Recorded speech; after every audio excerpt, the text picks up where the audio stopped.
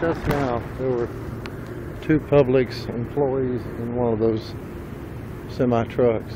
It was a trainee, and as he pulled up right there, I don't know if it was that tree limit they ran over right there, because it's probably a little bit bigger than my arm.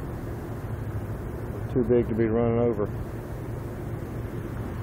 I heard a pow like a shot fired, man. I'm seeing lines in the sky right now, and them chemtrails. They're doing it right now, 3 of them. But I heard this pow like shot fired, man. It was real loud. Strange.